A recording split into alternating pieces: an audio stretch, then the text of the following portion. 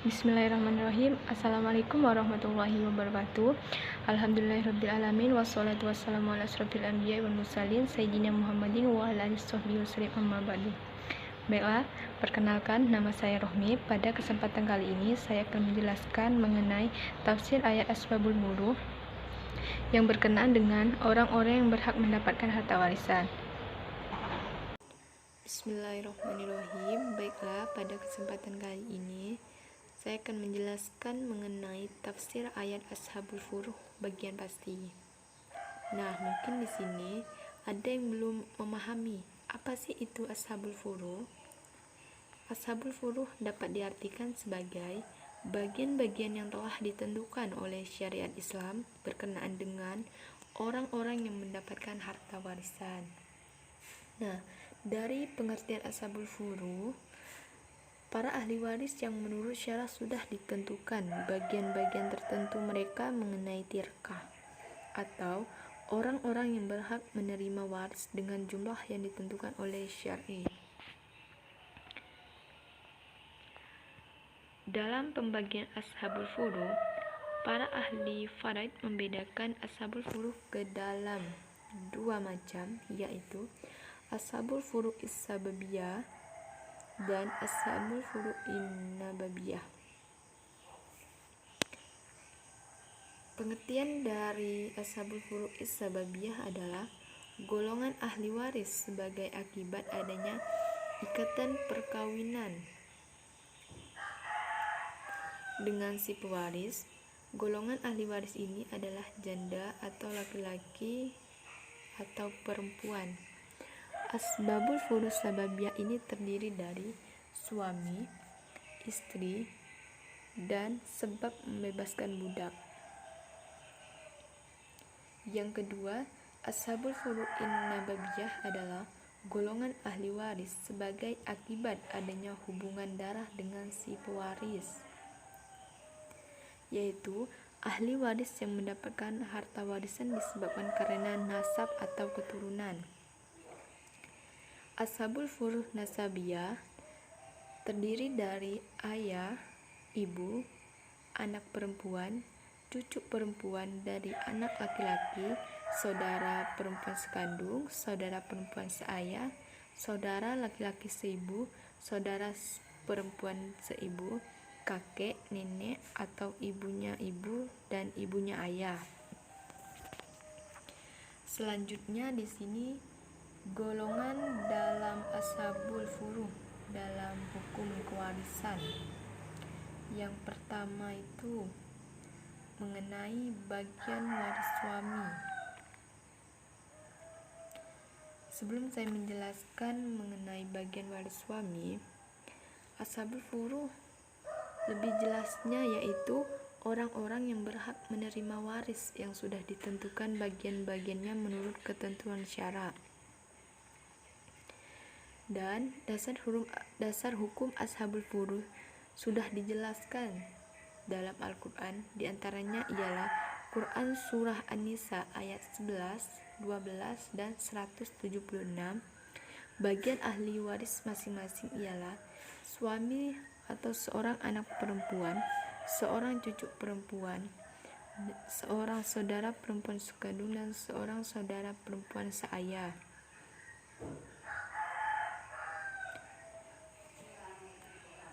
Selanjutnya saya akan menjelaskan lebih detailnya mengenai bagian ashabul furuh. Yang pertama, bagian waris suami. Nah, di sini suami mendapatkan jatah waris setengah dari peninggalan istrinya jika istri tersebut tidak memiliki keturunan, yang termasuk keturunannya adalah anak-anaknya, baik itu putra maupun putri, cucu dari putranya sampai ke bawah. Adapun cucu dari putri mereka termasuk dari keturunan yang tidak mendapatkan warisan. Suami mendapatkan jatah waris seperempat dari istrinya jika si istri memiliki keturunan, baik itu keturunan darinya ataupun dari suami lain. Adapun keturunan yang tidak mewarisi seperti anak perempuan dari anak perempuan, maka dia tidak mengurangi bagian suami atau istri. Yang kedua, bagian waris istri. Seorang istri mendapatkan seperempat dari sepeninggal suaminya jika suami tersebut tidak memiliki keturunan. Akan tetapi, istri mendapatkan waris 1/8 dari suami jika suami memiliki keturunan, baik itu darinya ataupun dari istrinya yang lain.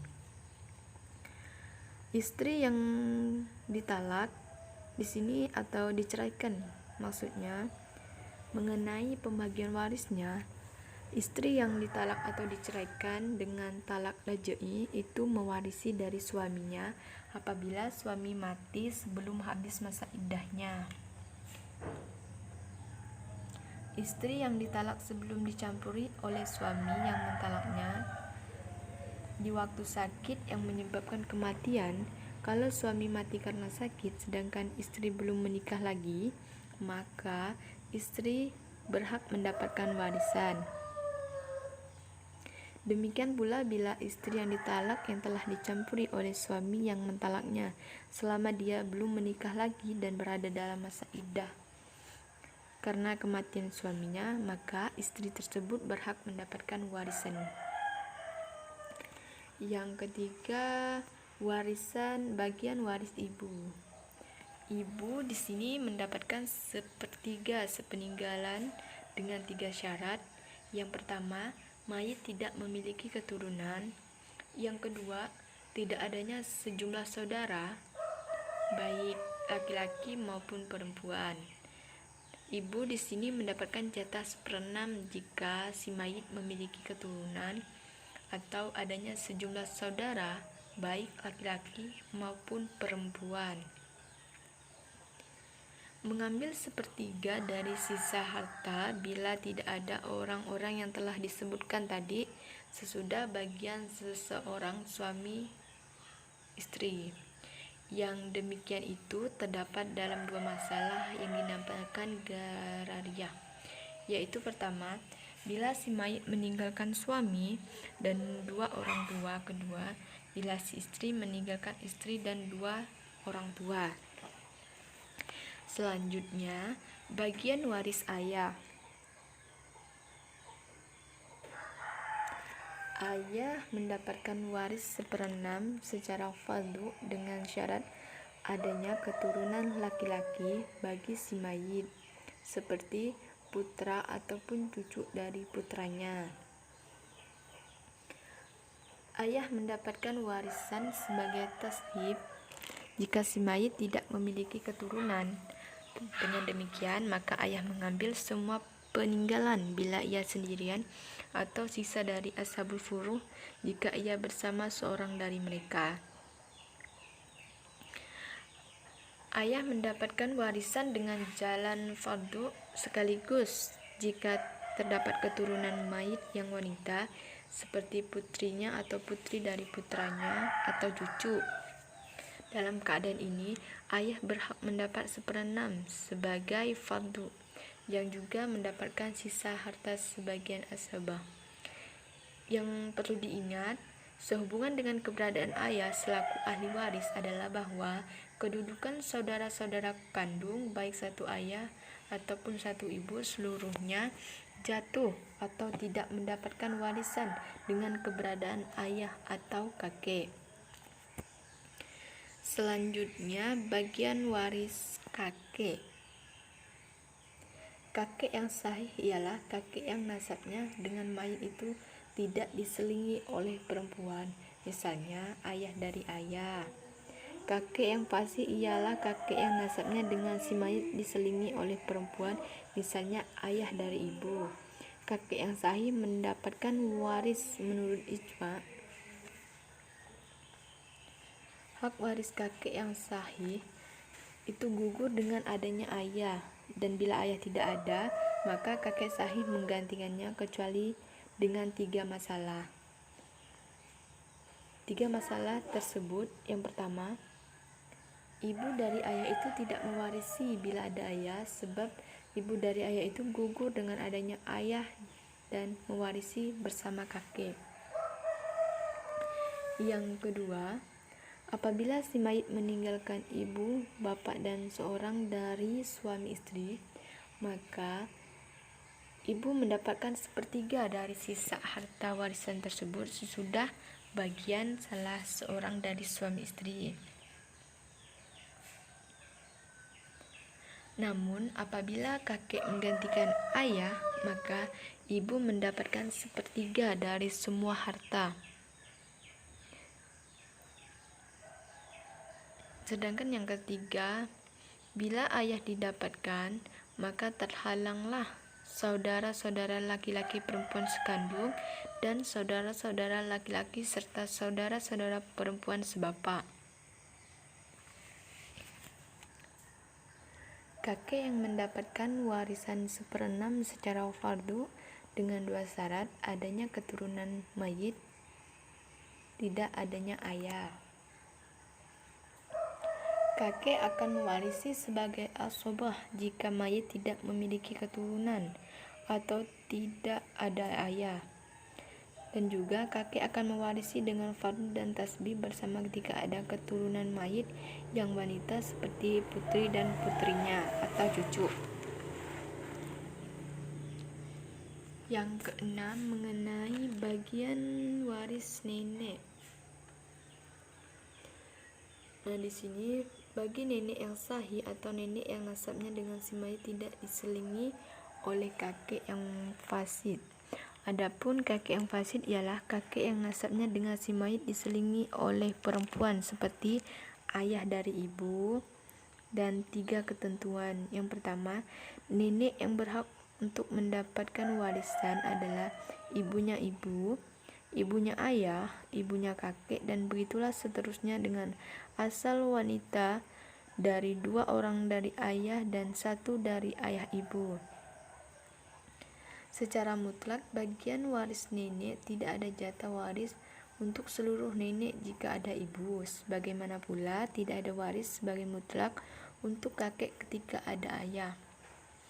Waris yang didapat oleh 1 orang nenek ataupun lebih adanya 1/6 atau mutlak dengan syarat tidak ada ibu.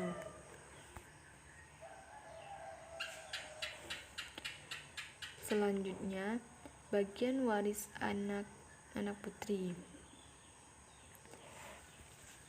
1 orang putri ataupun lebih akan mendapatkan warisan dengan tasbih jika ada bersama mereka saudara laki-laki, dengan hitungan untuk laki-laki seperti jatah 2 orang wanita. Seorang putri mendapatkan waris setengah harta dengan syarat tidak adanya muasib baginya, yaitu saudara laki-laki. Tidak ada yang menyertainya, yaitu saudari yang lain. Yang ke-8, bagian waris cucu perempuan, anak perempuan dari anak laki-laki.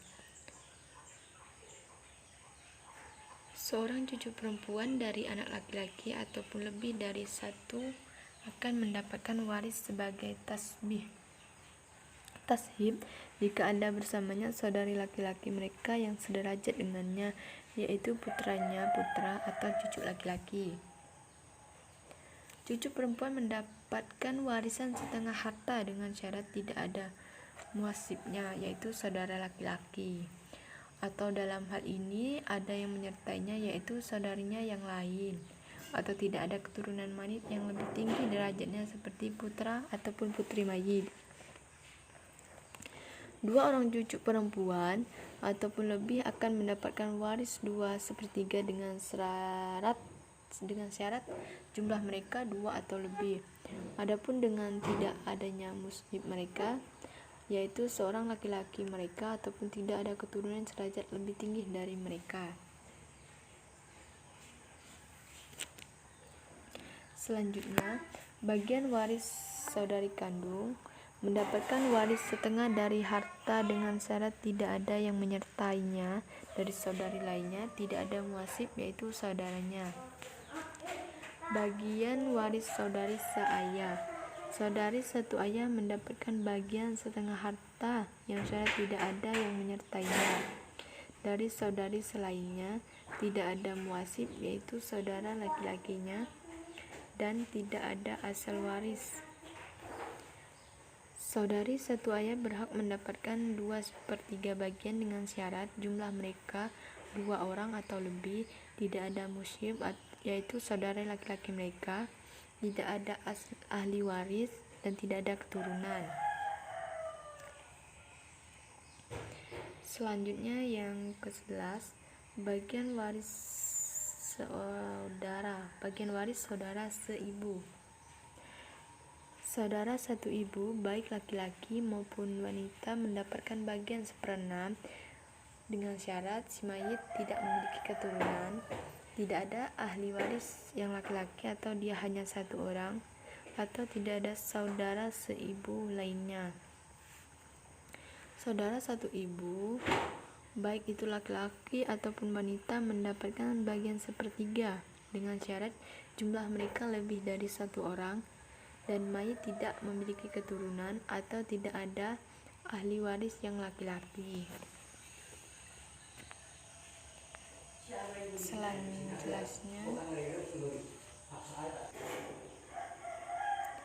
Selanjutnya, di sini saya akan menjelaskan ahli waris yang memperoleh bagian setengah ada 5 orang, yaitu yang pertama, anak kandung perempuan tunggal, yang kedua, cucu perempuan dari anak laki-laki tunggal, yang ketiga, suami ketika dia tidak mempunyai keturunan atau furu ahli waris, yang keempat, saudara kandung perempuan dan tunggal, dan yang kelima, saudara perempuan seayah dan tunggal. Selanjutnya, ahli waris yang memperoleh 1/4 bagian. Ahli waris yang memperoleh 1/4 bagian dengan ketentuan furud terdiri atas 2 orang. Yang pertama, suami yang ditinggalkan wafat istrinya dan meninggalkan seorang anak, serta yang kedua, istri-istri yang ditinggal wafat suaminya tetapi suaminya tidak memiliki anak. Selanjutnya, ashabul furuh yang memperoleh 1/8. Ahli waris yang mendapatkan 1/8 merupakan bagian seorang istri, 2 orang istri, 3 orang istri, atau 4 orang istri jika suami mereka yang wafat memiliki anak atau memiliki ahli waris seperti anak, cucu, dan seterusnya ke bawah dari mereka atau para istri atau dari selain mereka. Selanjutnya, ashabul furuh yang mempunyai 2/3 bagian. Di sini dibagi menjadi 2. Yang pertama, 2 orang anak perempuan atau lebih, baik anak kandung maupun cucu dan anak laki-laki. Yang kedua, 2 saudara perempuan atau lebih, baik anak kandung maupun seayah. Yang ketiga, ashabul furuh yang memperoleh 1/3 bagian adalah seorang ibu si mayit tidak memiliki anak dan tidak memiliki sejumlah saudara laki-laki atau saudara perempuan, 2 orang atau lebih saudara laki-laki dan saudara perempuan seibu. Nah, jadi di sini ahli waris yang memperoleh bagian 1/8 terdiri atas 9 orang, yaitu ayah si mayit memiliki anak atau cucu dan seterusnya ke bawah, ibu jika si mayit memiliki anak atau cucu yang terus ke bawah.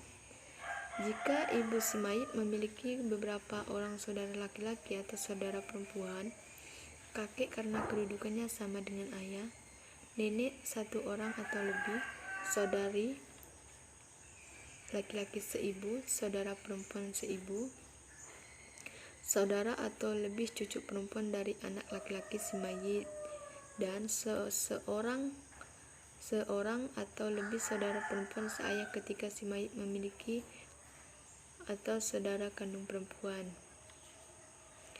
Ashabul furuh yang memperoleh 1/6 bagian di sini ada 3. Yang pertama, ayah dan ibu jika si mayit memiliki anak.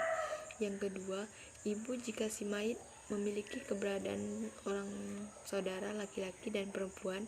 Yang ketiga, seorang laki-laki seibu, yang saudara perempuan seibu, yaitu salah satu seorang anak dari ibu.